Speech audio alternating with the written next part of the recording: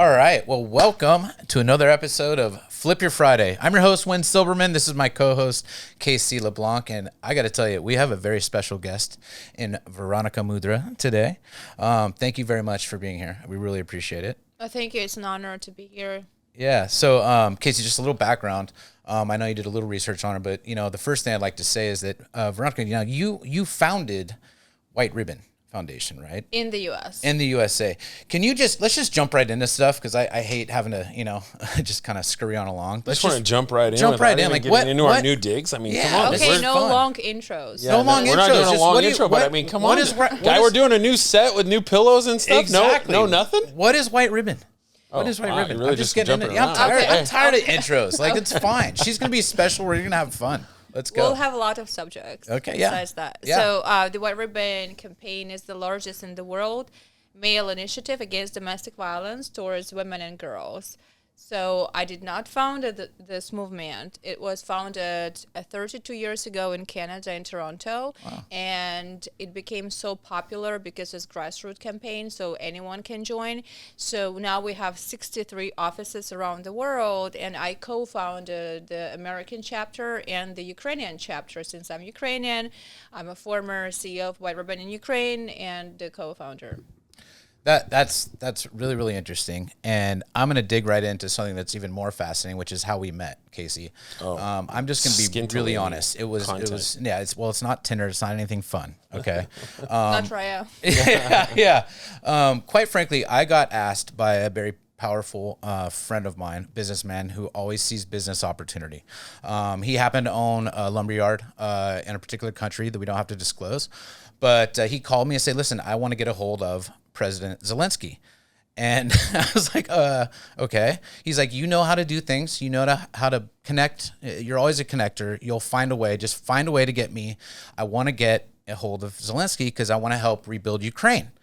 And the war is going on, and I'm thinking, Jesus, there's a war going on, and you're already here thinking about potential IMF money, which we can go into later. But it's like, how do I do this? Because I do respect him. I do respect his business acumen, and I want to deliver. And so, are you nervous right now? No, I'm not nervous. Just calm down. I'm not nervous. IMF, Yeah, like it feels like, Are you like feel like your heart is beating really fast? Just like take a deep breath. I know we haven't done this in a while. I know, but just relax. It's gonna be okay. Like, have a good time. This is very intense because it's fun. I know. Well, and also too, you're talking about a subject that's very sensitive. We're talking about war and business. I'm just trying to make you feel at ease. I want to make sure he's a comfortable interview for me. Really. Should I just take a deep breath? Okay, that feels better. Even that was quick. Oh. Anyways, the point is, through various connections, I was introduced to Veronika, and Veronika was able to facilitate an opportunity for me to make the connections with not only President Zelensky, but a number of generals in Ukraine. And that's how we were able to potentially be able to grow some business together. But one of the things Veronika and I were talking about is just business and connections and the right way to do things and not necessarily the wrong way to do things. And we mentioned that there were certain people that when you would introduce them to certain people like President Zelensky, they would go straight to what they wanted. And there's an art to things. And that's kind of one of the first questions that I wanted to bring up to you is you are very connected politically. You've done many, many good things in the world, but it's given you the opportunity to meet many powerful people. How do you see, what's the best way to facilitate business in the context of what we were trying to do, for example, which is, connect some dots and see how we can potentially rebuild a country once the war is over? It is definitely an extraordinary circumstances we live now, and nobody expected to have worse. Now it's Ukraine, but not only.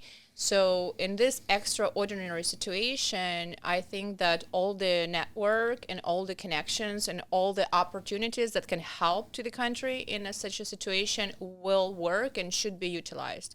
So since we ran in Ukraine the largest campaign against domestic violence, supported by Olena Zelenska, the First Lady of Ukraine, supported by the U.S. Embassy and Embassy of Canada and all the law enforcement system in Ukraine, we do have an access to an opportunity and ability to facilitate certain connections and certain introductions just to help the country. So normally, probably that's not what a nonprofit would do, but in a situation like that, when a critical infrastructure of Ukraine is so damaged and needs so much reconstruction and development, so when we speak about the hospitals, the roads, the bridges, the residential buildings, I'm not even speaking about the commercial real estate that was damaged so much. So when we speak about that, we definitely want to make sure that Ukrainian companies will have an opportunity to collaborate with international partners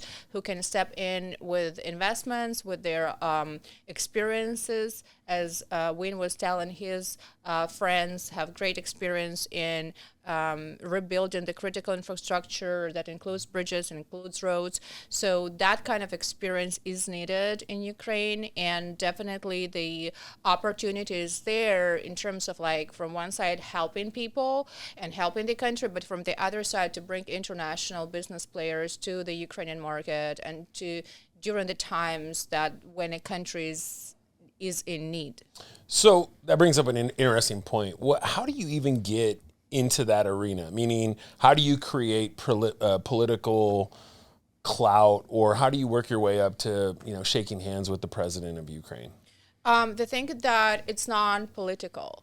So since we're politically neutral as a nonprofit organization, and we are always open to work with everybody who is open to work with us and support the cause that is very bipartisan, it's non-political, it relates to gender equality, to women's rights, to equal opportunities, equal pay, et cetera, including the country as Ukraine. So because we usually collaborate with government, so we have no intentions to go against the system. So if there is something wrong in the system, we prefer to collaborate and work with the system rather than like protest against someone and heavily like just go against. So we prefer to bring positive change. So since we have this historically collaborative spirit, so we work with governmental agencies. So we work with law enforcement agencies. We work with embassies. So that's non-political aspect, but it's just an aspect of being present in the country. And when we speak about gender policies in Ukraine, we have to collaborate with government. So that's the way we work together. Interesting. Okay. And in the U.S. as well. Yeah, we need some of that in the U.S. is where we stop being so political on every single issue on one side or the other where people are fighting. So when you have a nonprofit that is for women's rights and equality, how did you get involved with something like that? And how did you work your way up to the level that you got to? It really happened organically. But again, because White Ribbon Campaign is known to be very collaborative, very welcoming campaign. So we are gender neutral. Yes, we stand against domestic violence towards women, but it's genderless campaign. So when we started to work, for example, with the U.S. Department of Veterans Affairs in the U.S., and we launched the largest in the U.S. Movement against sexual harassments and sexual assaults among veterans or people who served in militaries. So we made this campaign genderless. So we recognize both genders can suffer from that, but so we made it as tolerant as possible, so and as neutral as possible. So I know that in the U.S. we have very strong specifics when it comes to Democrats or Republicans, but I think that campaigns like that are mutual ground for both parties. So we work with previous administration, we work with this administration. So I think subjects like that, equal opportunities, equal pay, women's rights, human rights, should be a mutual ground for both parties. So this year, this year, we were invited to Congress, and we were supported by both congressional members, Republicans and Democrats. So, and that's the beauty of this campaign, that we do work with governmental agencies, but we stay neutral. How do you find that the organization makes an impact? So you guys are a nonprofit. How do you raise money? How do you go out and bring the money in, and then what do you do with the money? How do you decide what to do with the money to make the greatest impact? We are a small team. We're based in California, but we work a lot in Washington D.C. So with a small team, we always make sure that every dollar invested by a donor brings like triple results. So, and this can be achieved by collaboration, by collaborative efforts. So that's why we do not do a lot of campaigns, but we try to do campaigns on federal level. For example, the White Ribbon VA campaign is a joint campaign with the U.S. Department of Veterans Affairs. Then we want to launch next year a campaign against substance abuse, against fentanyl overdoses. Then we launch campaign that is called Cyber Against Trafficking, that stands against human trafficking and abuse of cryptocurrencies in transactions related to illegal activities as human trafficking, sex trafficking, child porn, etc., etc. So we try to do the campaigns that have bigger impact, but we can afford doing that by collaborating with other agencies, governmental, non-governmental. For cyber campaign, we collaborated with a few intelligence agencies like Dark Horse Intelligence, Alter Ego. So we try to get together people who are professional in certain areas and just collaborate with them. So our donors know specifically that we don't do a lot of campaign, but every campaign we do, we try to maximize the impact. Doesn't it seem like human trafficking and sexual assault stuff has caught in the eye of a lot more people in popularity from the standpoint of the main humans just on Main Street understanding that this is a much bigger problem than I think what a lot of people with the Epstein and like some of the... I was just watching a documentary on, and you can verify if this is true or not, but on Ukrainian children being stolen by the Russians and being effectively brainwashed and literally fighting in their military against their own people. I mean, that's riveting to me. I think that's true. I don't know if it is, but I'm sure you might know a little bit about it. Yeah, the numbers can be really different, but currently it's between 300 and 500,000 children were moved to Russia, and they were technically moved from their parents from Ukraine, and so the children being separated from their parents. This is all just during the war, just recently, during the war, because the most recent war. So this is all new data. Military conflict started on the east of the country back in 2013, 14, right? So it escalated to the war, full-scale war that we witness it now, but it started a long time ago. So the first kids that were impacted, the kids from the eastern Ukraine, because they're closer to Russia. And now there are a lot of international efforts to bring those kids back.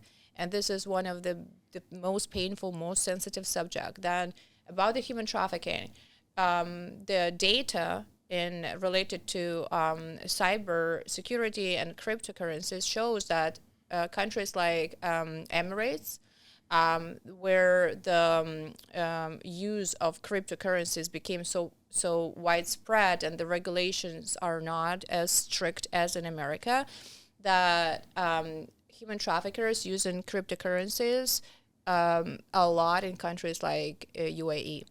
And specifically, Dubai became one of the capitals of crypto transactions, but also of human trafficking related to crypto transactions.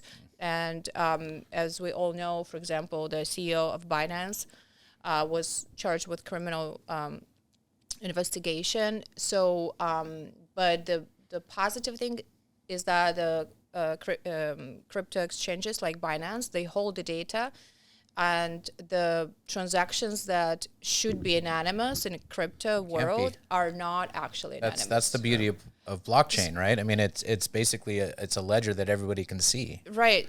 So by collaborating with crypto exchanges like Binance, we actually can facilitate and help to law enforcement to track down those transactions related to illegal activities.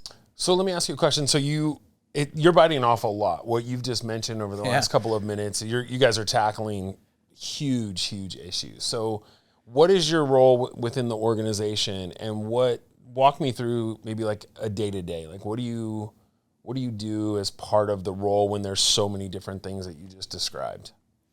I'm the co-founder and CEO, so I'm in charge of daily operations, and so I'm in charge of I decide mutually with board members and with our team members which campaigns we're going to run per year. So I mentioned a lot of subjects, but there are actually like 3 subjects. So this is domestic violence, sexual harassment, sexual assault, human trafficking, and potentially substance abuse campaign. So it's not a lot for the year. It's actually there's 4 main buckets, and then it tends to spread out. And then in terms of every campaign, then we decide which tools we're going to use. For example, we produced a short film called Reunited that won about 6 awards already this year as the best short international film project, the best social justice project, in support of the campaign that we ran in DC, the Hague Convention reform for refugees under domestic violence protection program. So this campaign just was started a long time ago, but I mean that we decide what do we want to do in terms of campaign, because one thing is to work in DC, but another thing is to create a public discourse around the subject and get media attention, public attention. So for example, we shot this short film that was great tool to support the campaign that probably you guys even never heard about, like Hague Convention and child abduction aspect. Like it's very narrow, but to bring attention to that, we used, since we're in LA, we utilized the Hollywood aspect of it. Yeah, what was that movie that came out? The famous one that brought a ton of eyeballs, a ton of attention. He's a little bit in trouble right now. Sounds of Silence. Sounds of Silence, right? What was the impact of that movie on your guys' organization, or just in general with child abduction and sexual assault? With the stories that come out about Epstein, and then that movie, and then it just brought a lot of attention to a subject I think a lot of people were either in denial about, didn't know about, and so now it's more mainstream, at least to talk about and be like, wow, this is a much bigger issue than I think what people really recognize. And I would imagine, correct me if I'm wrong, it's a bigger issue outside of America, or is it America playing into it, or how do you see that from a global perspective, since you have so much experience with it? So actually, the Sound of Silence, it was scheduled for screening at iHollywood Film Festival, where we received an award as the best international film film project. So we were there. We were watching all the other nominees, and what I can say that films like that make a huge impact because it brings the subject right in front of you. One thing that somewhere there is a human trafficking. Even living in Los Angeles, you might know, I've heard something is going on in San Bernardino or Riverside, but you're not there, so you kind of know, but you don't. But when you see it in front of you, when you experience and live this subject through the story of a specific children that they were trafficked, so when this human trafficking has a face, so then you understand the subject in a different way, in a more emotional way. So I think that everything that makes people feel the subject, not just like read about it, but actually feel it, so makes a huge impact. And we watched amazing films at this festival about the crypto world, about crypto mining, about the climate change, and about the human trafficking. There were a few very strong projects. So, and our project was about refugees under domestic violence. Again, it's a very narrow subject. Yeah. But when you watch it through the lens of specific individual, a mother and a child who come into America from another country trying to make it here, struggling, as refugees, then you kind of think about it in a different way, that it's not far. It's actually like right next to you. Right. Well, it's a good point, is that storytelling plays such a role in whatever you're doing, right? It's you are, as a nonprofit, you're telling a story to try to generate more dollars to be able to make a bigger impact, et cetera. Absolutely. And I mean, and let's take a step back in roles. I mean, and going back into business and entrepreneurship, because you are implicitly an entrepreneur as well. We've mentioned, just to recap, that bipartisanship, having a foundation that is relying on bipartisanship gives access. And through access, you're given the opportunity to grow business. So I have a question for you. So let's say that I'm an entrepreneur. I recognize and I hear about people having an ability to do business, like making rebuilds, just going back to being able to rebuild a country.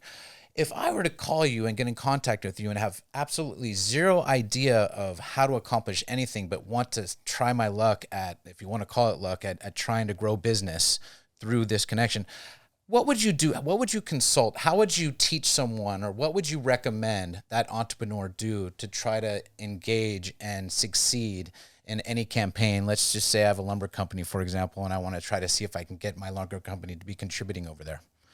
Is there particular advice that you would give me?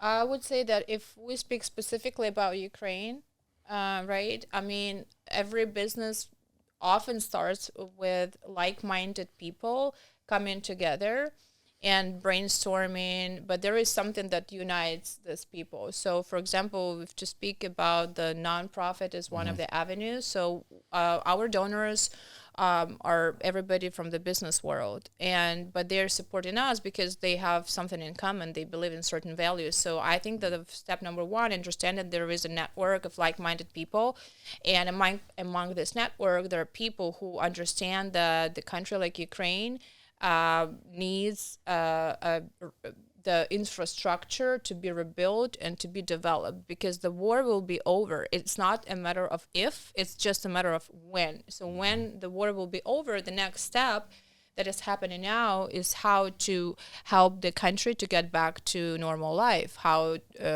help the hospitals to be rebuilt, the schools, the preschools, the regular infrastructure. So I think that the first step is to understand that there are like-minded people. Connect in value. Connected by values, and then take it from there. And then there are a lot of now conferences and events organized by Embassy of Ukraine in the U.S. and vice versa for business people who want to participate in rebuilding Ukraine.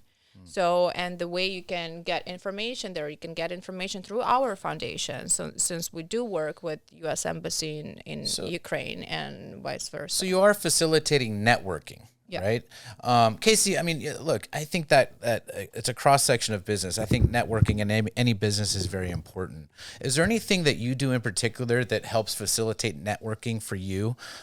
She's mentioning a tenet of value as a way to connect. Is there? She also mentioned like-mindedness, right? I think and then you start to talk and execute. I think you don't just create a network by showing up. You have to create a network through a lot of shaking hands, conversations, like-minded people, connections of connections. That was one of the things we talked about before we started the interview today, is how are you utilizing your network, and how did you grow it? How did you build it? I know you said politically that you guys are neutral, so you have both sides of the aisle.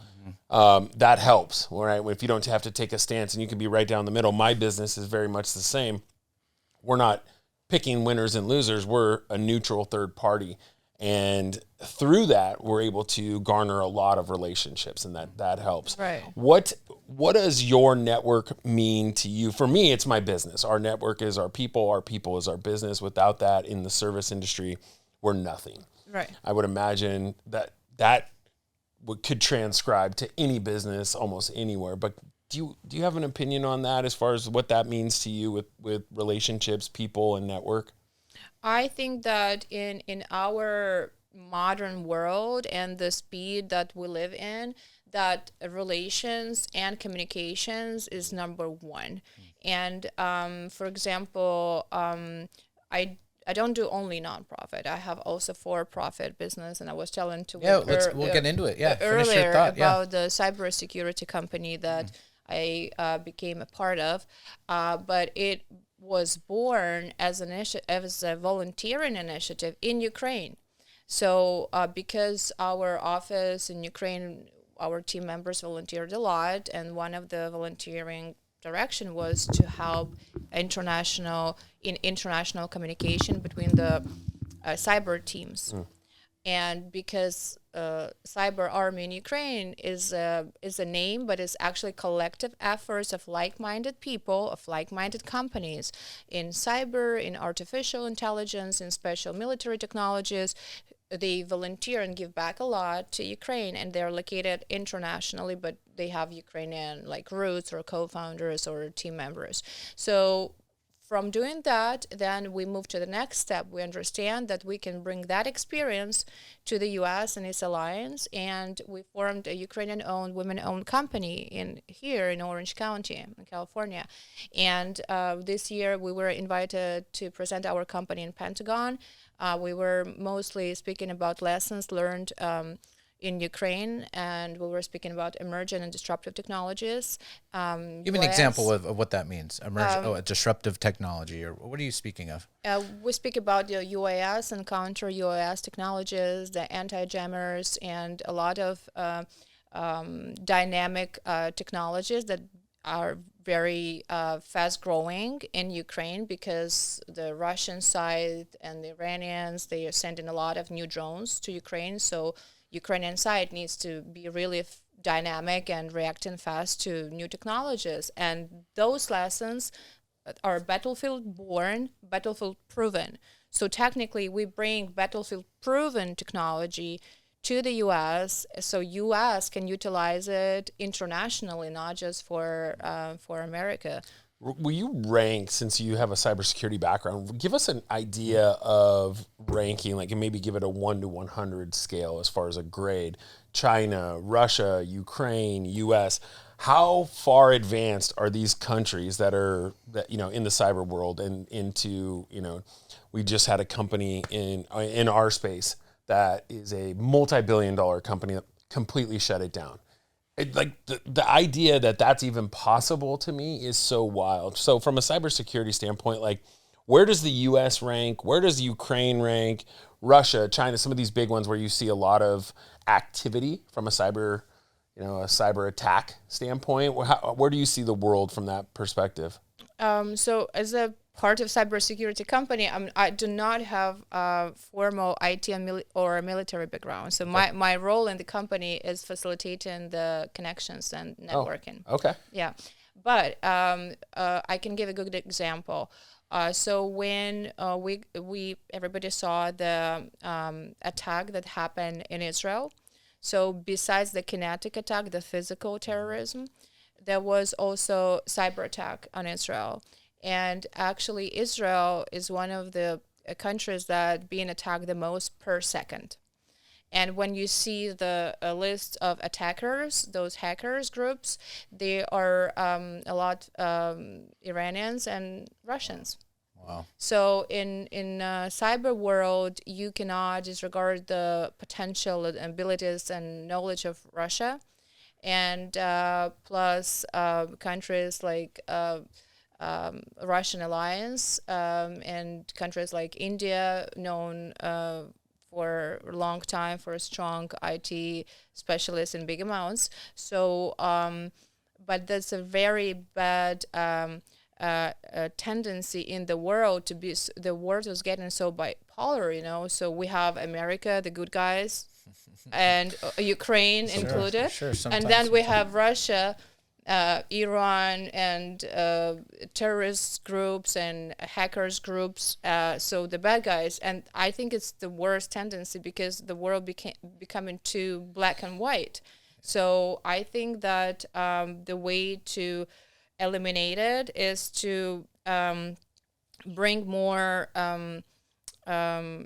offensive way of thinking to the Western world. So be prepared to the worst, but because Western world is always about cyber defense, how we can build a better cyber defense, but having a mentality of, be more cyber offensive, Interesting. Cyber offense. The best defense is a good offense. Well, it's an active defense. It's called active defense. Active defense. But I do want to touch on that. Something very important to our audience, and one of the reasons why they listen to us is, I just listened to you, and Casey asked you a question about cyber activity, cyber defense, whatever you want to call it, and you mentioned something very important that I want to really highlight, which is you didn't have any experience, but in entrepreneurship, you don't necessarily have to be the expert in what you want to do. But what you do need to have is facilitate connection and understand who the right people and who the right team you have to have in order to win. So how exactly did you go about finding, you knew that there was an opportunity here. There's a problem to solve. There's an issue to solve. You wanted to get involved. How did you go about finding your team, and what exactly did you look for in various traits, and how are you here now with this company? But that's the thing that I know this team for a very long time, because that is our organization's team in Ukraine, but they volunteered for specific cyber groups. So that part of team I knew, but the opportunity became like a low-hanging fruit after my team members started to interact a lot with those really talented IT specialists around the world, like-minded people who want to help Ukraine. So then we realized that there are like 1,400 ethical hackers that we're in touch with. And we realized that Did you say ethical? Ethical hackers. It's like a It's a term. Is it really? What is that? So I don't mean to interrupt, but ethically hacking. Yeah. Right. Is that with your consent? Oh, with your consent. What are you trying to crack Yeah. That's a name. That's actually a name of a profession. So it's when you're a certified ethical hacker, it means that you are ethical towards international rules and regulations. So you're not compliant. hacking someone's phone without a consent. If you have the consent, it is ethical. Just like you're an ethical AI robot. Sure. Oh, did you hear about the attack? The robot Tesla factory attacked a worker, an employee. The actual robot, the physical robot. Yeah, it was like just a few days ago. I think there was Elon on a remote control. There's no doubt. He's just fucking with us. Okay, so sorry I interrupted, but ethical hacking, I had never heard that term. What is it like in Ukraine right now? I know we're kind of moving around topics, but being that you have such an experience over there, what is it like in wartime? War zone? What's it like being have you been in Ukraine during the war? I mean, what's it like? Yeah, we went to Ukraine this February as a group from the United States to see how we can help, and how we can help specifically in development and reconstruction areas. So I mean, when I came there, I was not there for years, but when I arrived, of course, you see burned houses, you see damaged bridges, you see the roads completely damaged, you see the schools damaged, hospitals damaged, you see famous artists coming there and doing murals on those damaged buildings, like Banksy did really a lot of murals. Are most civilians gone? Yeah, they are evacuated. So some towns are like ghost towns. So you do realize that there are a lot of people who immigrated from Ukraine, but it doesn't mean that they don't want, or they will not want to return. Right. So it really depends on the reconstruction development. Once there is development in place, that a lot of people want to come back. So they love the country, and if not the war, they would not relocate. So definitely, you hear the sirens every hour, and that's a real war zone. Yeah. What's the temperature with people that are there? I mean, obviously there's fear and scare. Are they optimistic that Ukraine can win, or optimistic that they can negotiate? What's the end game? I know it's probably some sort of settlement, right? Is that what people are wanting sooner rather than later? Are they trying to get to a point of like when we could talk about negotiation, but there's so much to it. I understand, but I guess it's interesting. And please answer the question, but let me just examine a little bit more. It's settlement in land, but we talk about, for example, rebuild. I would assume that part of this agreement is not only land and boundary, but and also opportunity to rebuild. Because that's your economy. Absolutely. I believe that Putin, I believe that the negotiation will be... You don't think that Russian companies are going to come in and have opportunity to rebuild? Well, that's just all centered around money and power. What do you think? I mean, I think the temperature in the country is different. There is no settlement, as there are no negotiations with terrorists.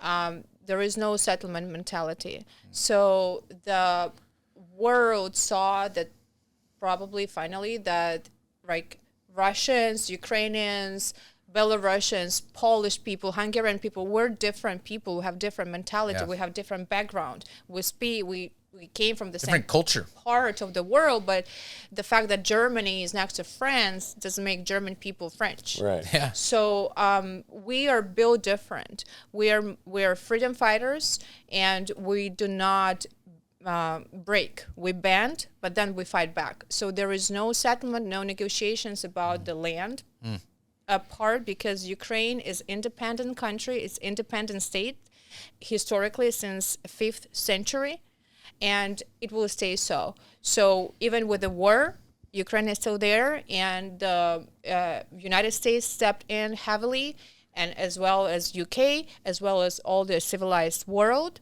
And that will not happen. Ukraine will not fall. And as the original Putin's plan that Ukraine will just fall in 3 to 7 days, it did not happen because of the spirit of people. So there is no spirit of settlements in terms of anything. They have to leave our country. That's number one rule. That's the mentality that allows us as Ukrainians to survive. Other than if not the spirit, Ukraine probably will not exist. Yeah. And that's step number one. The step number two is the reconstruction has nothing to do with Russian companies. Okay. So we have a lot of Canadian, Latin countries who are ready to step in. We have American countries who want and who can participate. A lot of European countries who willing to give the best technologies. A lot of business partners outside of Russia. So definitely, it's not negotiation. It's out of discussion even. So and the ethical part that Putin still has a support among oligarchs in Russia, among all these companies, just shows it all. If they would have a different mentality, not a slave mentality, because they listen to a Tsar. Like nowadays, it's like, where do you see dictatorship on that level? So Putin is like a Tsar, and then all the people with huge assets just listen to him. In our country, that would not be possible. We do not have slaves mentality. And it ain't going to happen that Ukraine will be falling into slave mentality. That's why we prefer to work with companies like American companies, American government, or international government, everything democracy-wise. So there is no even a question about like settlements or having Russian companies rebuild in Ukraine. Absolutely not. Yeah, I agree. Wynn's very, he's incorrect a lot, so that doesn't surprise me. Incorrect, but it's a question because you guys don't know. But it is. But it also is like war is about power. It's about territory, and mostly about money. And if there's a negotiation to facilitate peace, it's very complex because, like she says, there's a culture, there's a specific identity that the Ukrainians have, and there's some non-starters. So maybe. But ultimately, it will come down to some sort of settlement, right? Like there's a negotiation that you would think would end, because to win would mean what, right? Are you going to take over Russia? Or are they going to subsede? Like what? Yeah. What does a victory even look like at this point? We want to stay on our land, right? So, that's negotiated. So that's what we want. So that's the negotiations part. We will stay as Ukraine. We were independent state, and that's in our DNA. We are Ukrainians, and that's where we'll be Ukrainians. So it's not negotiable part. The war, how it will end. Eventually, it will end at the table and of discussion. I believe so, right? So there should be some international third party that can mediate. Absolutely. And there needs to be leadership. And that's a common theme that we talk about throughout all these podcasts is leadership, which leads to my next question. And it's addressed towards your perspective on President Zelensky. What do you think his best trait is as a leader so far? They said the war was going to last only 5 days or 7 days, right? We're still here. He's battling. He's doing everything he can. Is there a particular trait that you are particularly proud of on him? Is there something that you would say, look, this is one thing that I can say about President Zelensky who shows an example of leadership really well? I think that he's great in marketing Ukraine. So he created, actually, he did a lot to bring the Ukraine as a brand on international arena stronger. He showed to the world who are Ukrainians. Like, remember this phrase, the statement that I don't need a ride, I need ammunition. Yeah. When he was offered to be evacuated for evacuation for him and his family, he said, I don't need a ride, I need ammunition.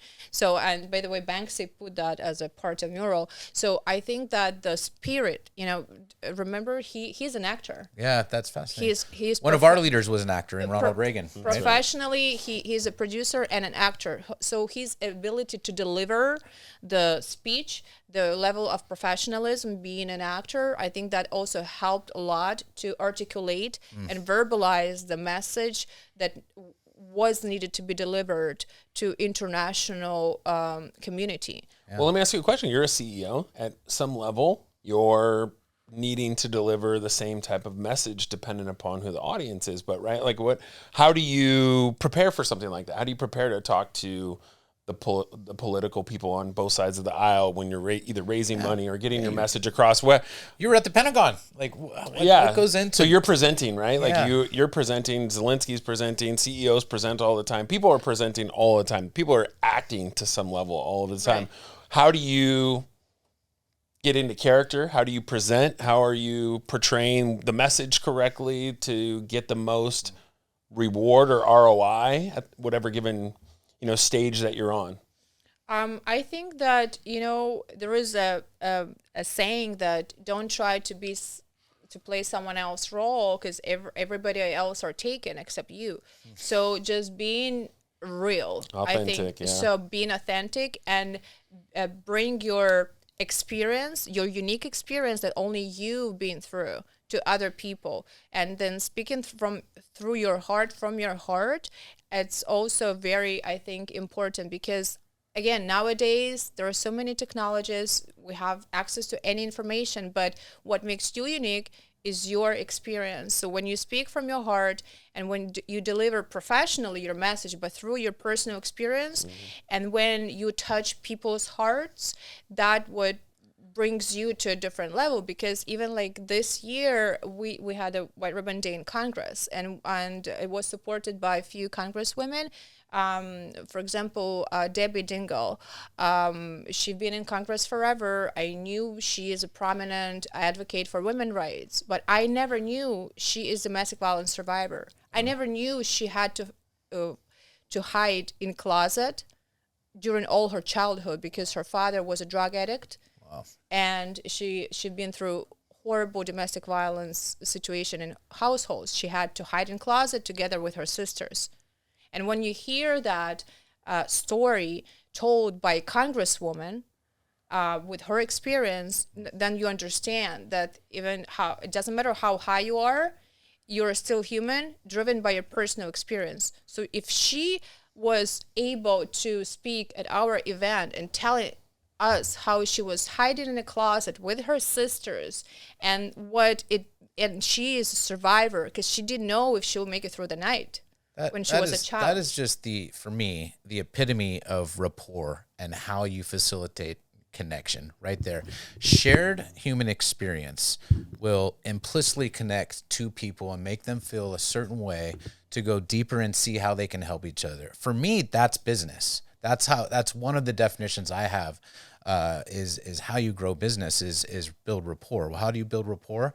through shared human experience, through taking interest. It doesn't matter what the price. I might be trying to sell you this glass later, but let me be human with you. Let me share experiences. Perhaps there's a connective tissue that will facilitate this. And then sure, it's a good product. There's tons of other products just like this, but because we have this implicit connection, I win. We win. Right? I think that's a big deal. Was there some moment in your life? We've been on this podcast several different times, and there's this thread amongst all of the people that we've interviewed where there was like a moment in, the people that we're talking to, their lives, that whether sometimes it was their worst moment, sometimes it was their best moment, but there's usually a moment where they had like an aha moment where it triggered them to do something, right? So you get into the nonprofit where there's a deep message, and there's a deep journey, and you're making a huge impact, and there's a lot to it.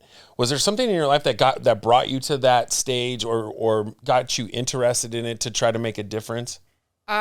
Yeah, I do remember this moment. I didn't know that was my aha moment. It was just extremely difficult moment when I came to the United States about 8 years ago with 2-year-old son, and I stayed with $38 in my pocket. So, and I came as under domestic violence protection program. So, and it was extremely difficult to be a single mom and to be classified. I was always felt as I'm classified. I have a so-called Russian accent. I look in a certain way. I'm an immigrant. I'm a single mother. I was definitely really lost here. So, and I was really praying on the floor, on my knees. I remember this moment that I was just praying that no woman, no mother in the world has to go through the things that I am going through. And if I will have a chance to make an impact by reforming certain laws in America, so refugees will have better legal protection and better opportunities to survive here, that's what I should do. But I didn't know that it was my aha moment, because I didn't know even how to survive with no resources here and with 2 years old. And I had no idea that I will be able to open the nonprofit organization or be one day in Congress. I didn't think about that. At that moment, it was a strictly survival time. I love that. So let's take that moment, right? And you have the unique perspective of being able to look back and saying, that's my aha moment. And then seeing you soar to the successes. A lot of what we're talking about on this podcast is that journey, but a lot of people that hit that bottom don't rebound or bounce, and it takes a long time. Or what would you attribute to, maybe internally, externally, but how you're in your look back from today, looking back at that moment, what did you do? Give us some insight as to how you did it. Yeah, how you bounced back. How did you bounce from that moment? I did not break because I had 2 years old and I had to be strong for him. But also, I just decided, it was just a decision in my head that I have to survive, I have to go through, I have to find a solution, and I have to build my life here from scratch. I have to, that I don't have anywhere to go else. Burn the boats. Have you ever heard I that? didn't have anywhere to go. So that was a decision. Yeah, of course, if to think we all have options, a lot of, we live in California, we see a lot of people living on the streets, having mental disorders, huge substance abuse issues.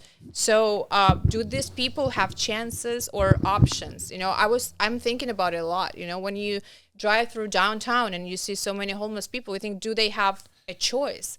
Is it a choice to live that way? I don't know. Did I have a choice that time to start drinking or using drugs just to release the stress, or to really fall into some, mental disorder? Probably that was one of my options. And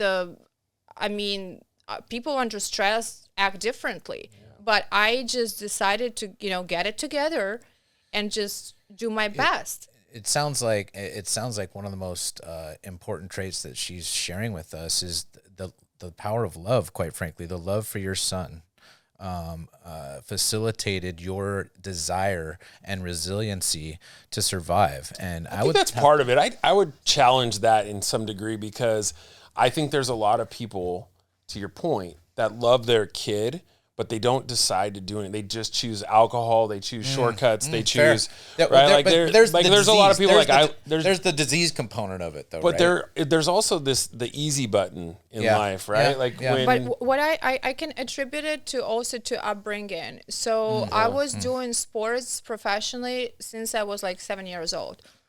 I think that why prevention is the best treatment.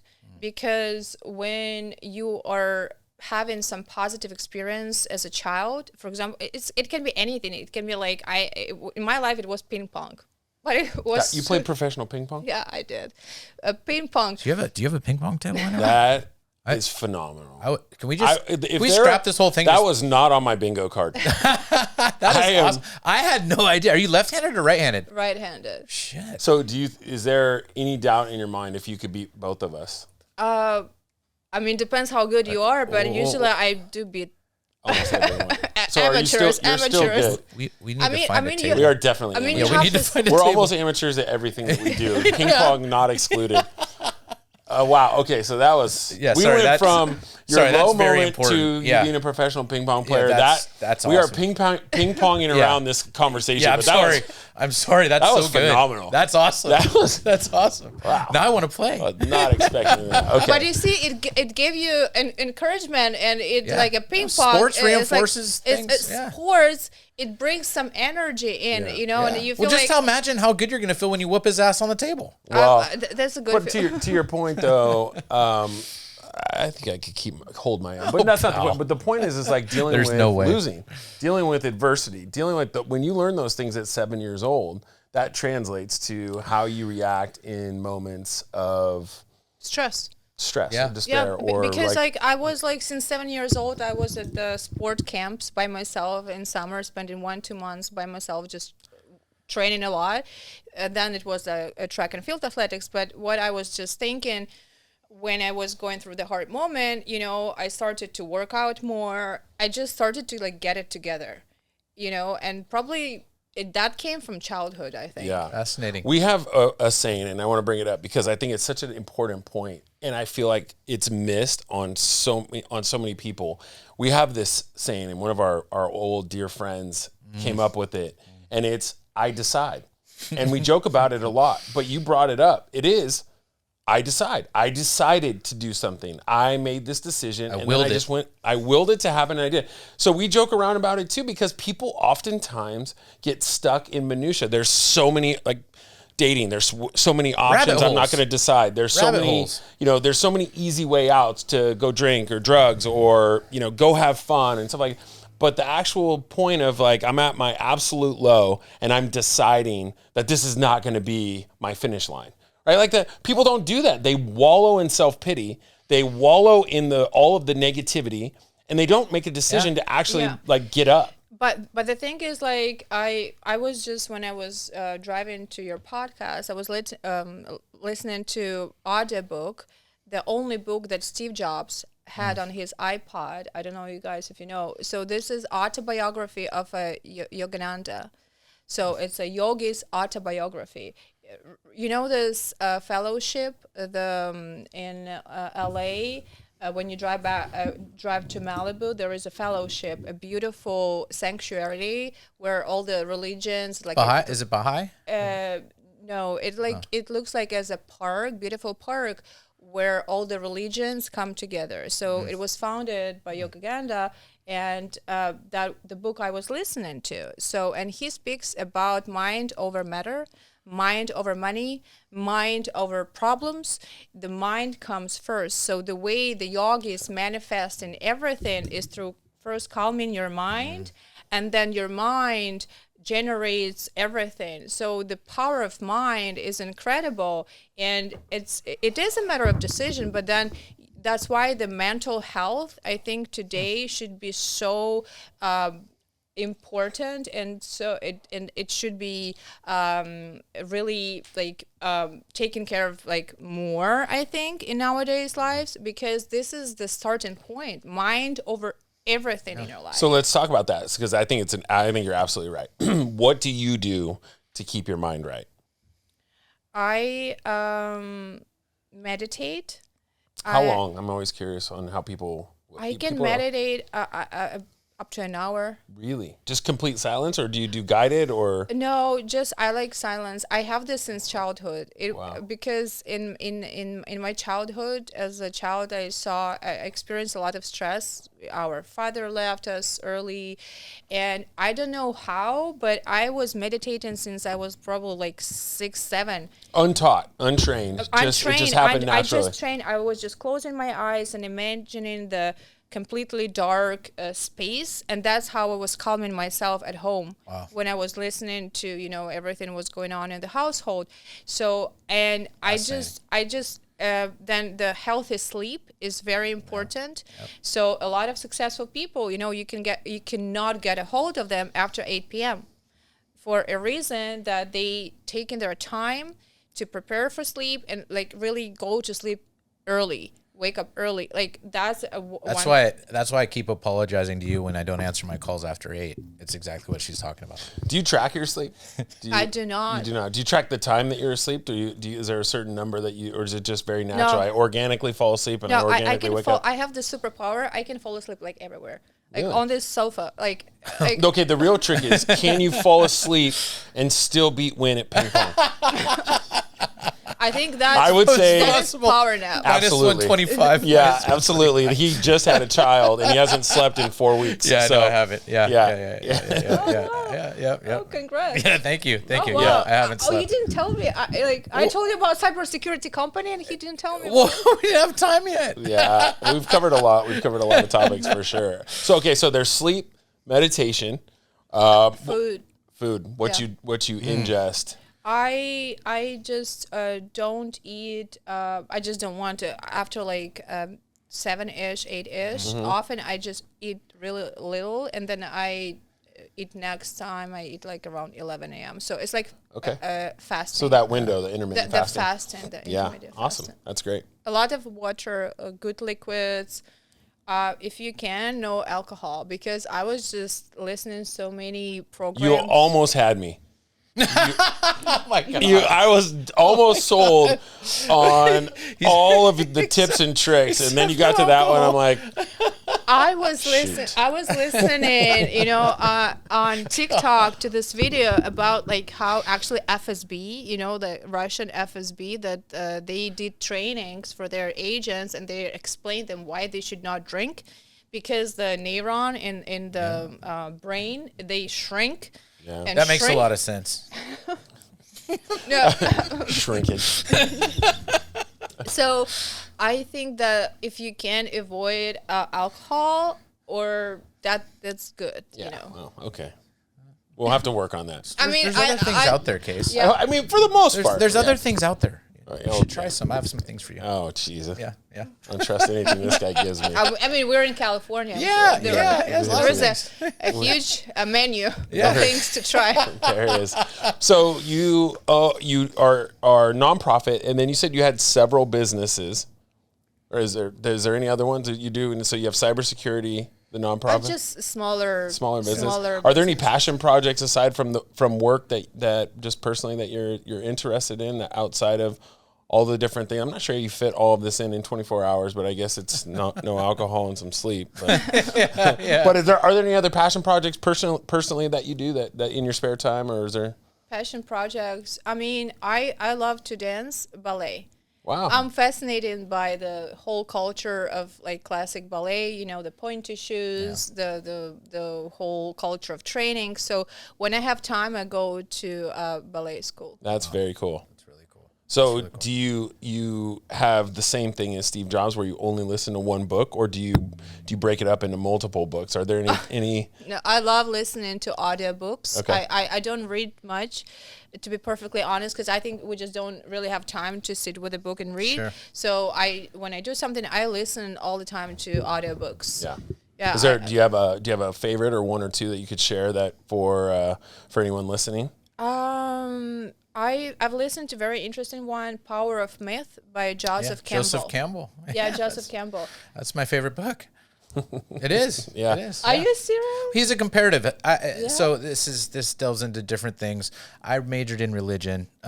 Casey doesn't think that's a marketable thing, and yet here we are in the world. But his favorite line is "Follow your bliss." Follow your bliss, exactly. And that's a very big, powerful thing. You stole my speech I'm sorry. now. I'm sorry. I swear to God, I wanted to say that, but you well, now I was gonna see. Look at that. Look, it's very important. Myth is important. Creating your own myth is important.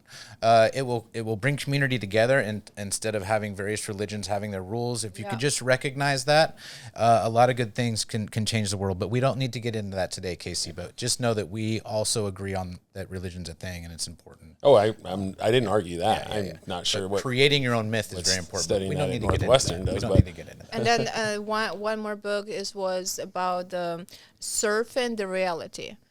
So when you there is a specific technique when you bring your mind to a certain state, when you can project and whatever is called manifest now, like project your future in simple steps. Just don't take a lot of on you at one go, but just focus on something and then start to project it in a certain state of mind. So it's called surfing through the reality. That's cool. Reality surfing. Okay. So that was I'm always looking for a new one. Yeah. I like that. Yeah, that's really cool. I like that. You should definitely try Joseph Campbell too. I will. Power of Myth. I'm back. You know what? I'm going to buy it for you.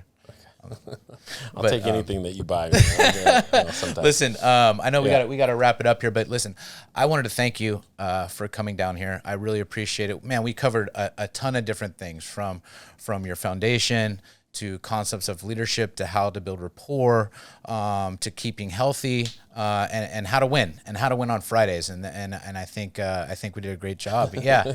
So I'm advertising this pillow the whole time. Yeah. Well, they stand out. This is a new little setup for us. I just want to thank you, and I have to take a moment for this. This is unapologetic, but guys, listen.